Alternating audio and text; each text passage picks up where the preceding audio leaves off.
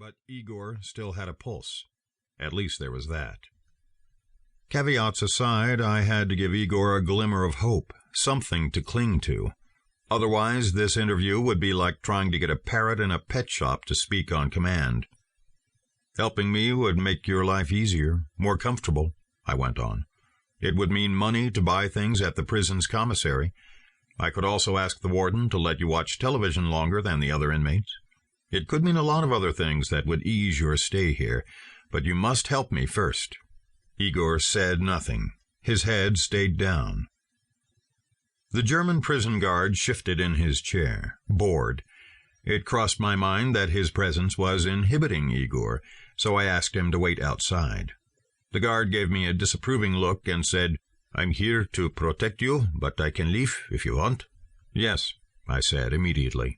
"Please wait outside. I'll be fine." Igor, handcuffed and frail, didn't pose much of a threat. I was twice his size, and besides, my favorite class during my training at the Israeli Mossad Academy had been martial arts. Sure, a few decades had passed since then, and there hadn't been much use for those particular talents in my current position at the DOJ, but I wasn't too worried. I asked Igor another question. Still no response. "Dr. Berman, would you please come outside with me for a moment?" We stepped outside the cell, leaving Igor and the interpreter behind. "I thought you said he spoke English," I said, wondering if my earlier speech had been wasted on Razov. He does, Berman assured me, although I suspected he wasn't that sure. "Unless he gives me some answers," I said, "our deal is off. I hope you realize that." "Yes, I don't understand, Igor. He promised me he'd cooperate with you. Let's try again." We went back to the cell, and I continued. "Are you familiar with Boris Zhukov? Have you been working for him?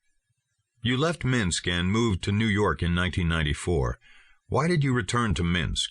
Was it only to whack Petrov, or was it also something to do with Zhukov's money? How is Zhukov connected to the wire transfers you were making?" Not a word. "We know about your ties to Zhukov, but just knowing him doesn't mean you did anything wrong. I'm not here for your criminal case. I'm interested only in the money side of your relationship with Zhukov. Do you understand that?" I kept going for another 10 minutes. Igor was silent as a grave on a winter's night. Seeing his $1,000 slipping away, Dr. Berman made a last effort. "Igor, you promised me you would help Herr Gordon.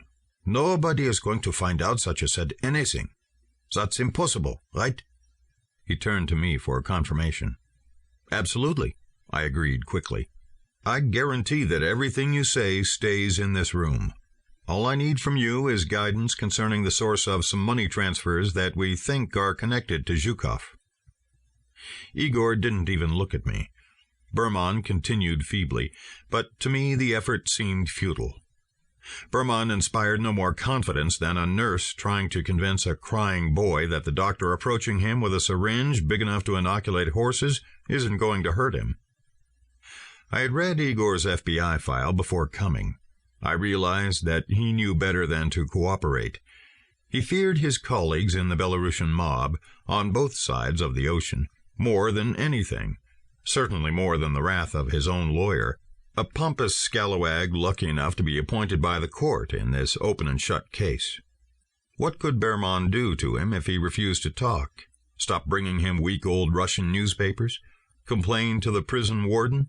Write a letter to the editor of the prison's bulletin?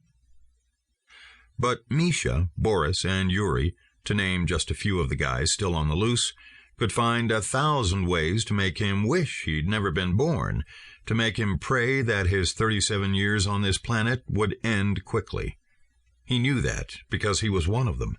He was the one who'd pulled the trigger that led to this mess. Who would have thought that eliminating the president of a trading company in Minsk could cause so much commotion? This Petrov had refused to pay his dues to Boris Zhukov. So, under orders from Zhukov, a thug named Misha had told Igor to go to Stuttgart to await instructions. Misha was a huge person who inspired fear in everyone. His burly resemblance to a raging bear gave his gang the nickname